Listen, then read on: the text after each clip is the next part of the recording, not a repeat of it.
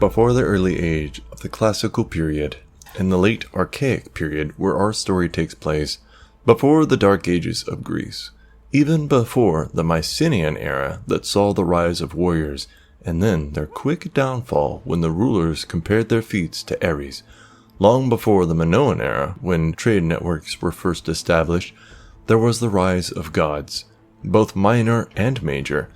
This time was on the back of an immortal war, a war that ended in death, imprisonment, unsteady alliances, and an uneasy feeling amongst those who fought. This time also brought the start of civilization with man, a time for gods to start sorting out their strengths and weaknesses, a time when families and different species could flourish, and it brought a time of peace. During this time of peace, many children of Olympians were raised to fight, whether to fight the Titans or the monsters that have started to populate the world. One such child was being led by an Olympian god. They both arrived on a sunny beach shore, riding a wave that was guided by the god. As the wave gently settled them both onto the beach, they walked only a short distance before reaching a grassy forest. The god, with light blue skin, long and curly hair, a curly beard, and carrying a trident, led the young lady. She was thin, but had a perfect physique and muscle that could be dangerous in a fight. She had light blue eyes and wavy brown hair. Her skin was pale and had a soft ivory glow under the sun. The forest whispered in green, sunlight dancing through the canopy in flickers, warm and golden. Below the trees, the river curled like a silver ribbon, humming with the song of stones and current. It was here where the moss grew thick and the air smelled of water and wildflowers that the water nymphs played. Among them was a little girl, a blur of blue and teal. Her skin the soft, smooth shade of moonlit tide pools. Her long, dark teal hair shimmered, ending in droplets that quietly fell, suspended in gentle motion as though the river itself had sculpted her from flowing waves.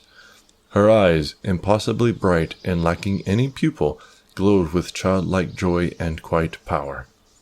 She spun in the air, her bare feet never quite touching the earth for long. With the grace of a falling leaf and the speed of a startled fish, she flipped backwards off a river stone, twisted mid-air, and landed perfectly on a narrow branch. The branch dipped slightly under her weight, but she stood poised and laughing, her arms spread wide, water glistening on her fingertips. Other nymphs clapped and cheered in delight. One, with delicate wings that were shaped like dragonfly wings, zipped circles around her, trailing laughter and light. Another, her lower half the shimmering tail of a koi fish, splashed from below with a playful flick of her fin. A boy who looked mostly human, save for the sea-foam tattoos pulsing from his skin, challenged her to a race upstream, which she accepted with a wicked grin.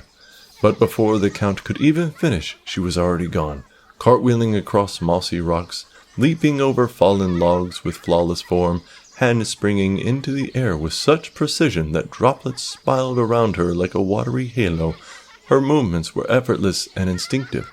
She didn't show off to impress. She just moved how she was, fluid, free, and unstoppable. The others followed, trying to keep up, laughing as they tumbled behind her. Even the river seemed to giggle, its waves matching her rhythm, cradling her feet as she ran across it like it was solid glass. Trees leaned in closer, the wind paused to watch. As the nymphs all laughed together, a voice rang out. Pallas! The little girl, no older than 10 years old, spun around and began running towards the god. Grandfather! She slammed into Poseidon, her arms wrapped around his waist. He took a small step backwards with the impact, but smiled. Pallas, this is a new Olympian. She has a strong mind and will be great one day. But you are great in your own way. I would like you two to train together. Teach her everything you know. Teach her to counter the flurries you can use, and help her understand scaling a battlefield in the blink of an eye. Poseidon steps aside to reveal the pale young lady. Pallas smiles with delight and takes a bow before jumping with excitement. I love new friends! Over the next 10 years, Pallas and the young lady spend every waking moment together. They learn to fight together. They learn to strategize together. They even learn to survive in the wild together. They never quite see eye to eye on how to approach a combat situation, but in the end, they fight together. One day, after defeating a small den of chimera, a creature with the body that is a mix of a lion and a goat, with a fire-breathing lion head, a goat's head next to it, and a tail that was a serpent, the pair were in a cheerful mood. The sun filtered through the canopy, scattering light across the ground like coins tossed into a fountain. The quiet rustling of trees and the rhythmic chirping of birds were briefly interrupted by the clash of steel, metal meeting metal in a controlled, elegant dance. A blur of motion spun across the clearing. Blue skin gleamed in the light, and the glinting arc of two swords flashed like lightning over water. The water nymph flipped mid-air, landing light on her bare feet, her long teal hair trailing droplets that evaporate before they even touch the earth. "You're dancing again, Pallas," said a calm voice nearby. Pallas twirled her blades once before slipping them into the sheaths on her sides. She grinned at the young woman leaning against a tree, golden spear held casually in one hand, shield resting at her side. I like to think it's more like flowing. Pallas replied, walking over. Dance applies rhythm. Flow is freedom. "Freedom doesn't win wars." The young woman said, stepping into the sunlit glade.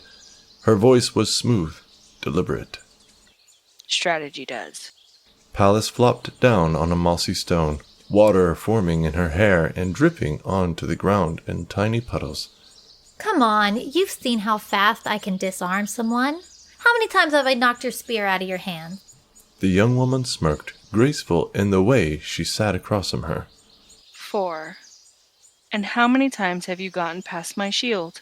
Pallas scowled, as a late teenager does. 2, maybe 3 if you count that time you tripped. "I don't." The young woman said with a soft laugh. She tapped her golden shield with her spear, a sound like a bell. "You're incredible in close quarters. I'll give you that. But you're always reacting. You flow, yes, but rivers can be dammed, Pallas." And walls can be climbed or flooded. The pale young lady leaned forward, eyes gleaming. "But imagine combining our styles, you unpredictable and quick, harrying the enemy while I anchor and guide the flow. We could be unstoppable." Pallas cocked her head. You want to plan my chaos? "I want to give it purpose." The water nymph considered this, fingers trailing through the droplets still hanging in her hair. Maybe. But if I am directed, then am I still a free-flowing river?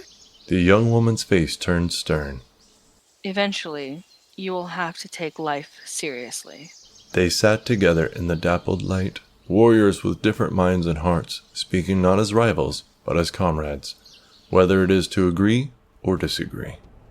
5 years later, the time had finally come. The young woman's father was coming to visit and see her progress. All the local water nymphs and a few other Olympian gods would also be present. The crashing waves whispered in rhythm as the sunlight danced across the Ionian Sea. Perched like a forgotten relic of a giant, the massive seashell jutted from the beach shore, its pearlescent ridges polished smooth by time and tide. On its shimmering surface, 2 figures clashed like sea foam and sunlight.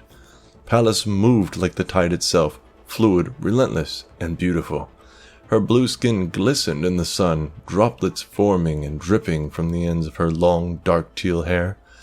Each movement with her twin swords was a flowing arc, a playful twist, a nimble leap. She grinned between feints, the joy of the dance in her glowing, pupilless eyes. Across from her, the pale young woman stood poised, still, yet poised to strike like lightning trapped inside of a storm cloud. The white of her dress fluttered with the sea breeze, offset by the gleam of the golden shoulder guard and the mirror-bright curve of her shield. Her spear was not merely a weapon, it was an extension of her will, sharp and precise. She studied every move, calculated each parry, each deflection. Their weapons rang like wind chimes against the shell's surface. Pallas lapped, spinning and attempting to hook a blade behind the woman's shield arm. However, she blocked with a twist of her shield, then stepped back, letting the momentum carry Pallas forward. "You're overcommitting. Again." The young woman said with a soft demeanor. Think ahead. Pallas's smirk widened. Where's the fun in that? Up on the beachside, set up with chairs, tables, feasts, and wine, the Olympian gods talked amongst themselves and watched, expressions unreadable. Zeus was present, but preoccupied by the dozen nymphs that lusted for his affection. The young woman flicked her eyes upward. Her father wasn't watching. She felt it again, that tightening in her chest, the weight of being unnoticed, unacknowledged, forgotten in the gleam of others. When Pallas lunged, the young woman didn't counter with her usual grace. She raised her shield high. Sunlight blazed off the polished shield, a sudden flare of gold and fire. Pallas reeled, blinded, stumbling with a sharp cry. Her sword slipped from her hands, clattered on the seashell. She barely had time to register the movements before the spear pierced her chest, clean, precise, and deep. Pallas froze, eyes wide in confusion, more than pain. Athena? The moment shattered. Blood, impossibly bright against her blue skin, welled up and trickled down. Her body crumpled slowly to the iridescent surface, water trailing from her hair like tears. On the cliff, Zeus turned, too late. Athena stood over her friend, chest heaving, not from exertion, but from something far heavier. Her golden shield slipped from her fingers and hit the shell with a dull thud. She'd won. She'd drawn blood. She finally made her father look. But as her gaze fell upon the still form of Pallas, her chest heaving with her final short breaths, Athena looked down in the red and dying eyes of Pallas. Don't be dramatic. At least you had the grace to be sent to Hades by an Olympian god. And the waves, once again, began to rise. Now, over 3,000 years later, Pallas roams the bright and flourishing grove labyrinth created by the Olympian gods next to a cleric. The cleric's shield and armor proudly showing Athena. Side by side, at the back of this group, Pallas keeps a constant eye on Adora, cleric of Athena.